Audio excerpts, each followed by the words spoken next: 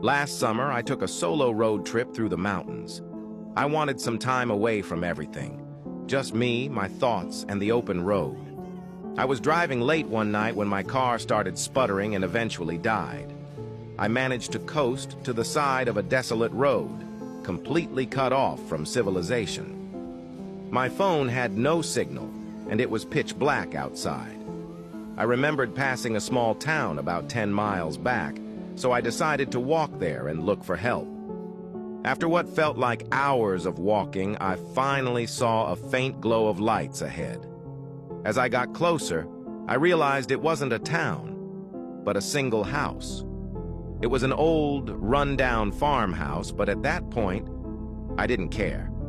I just needed a phone. I knocked on the door, and after a moment, a middle-aged woman answered. She looked startled to see me, but eventually invited me in. The inside of the house was even more decrepit than the outside. The wallpaper was peeling, and the furniture looked like it hadn't been touched in decades.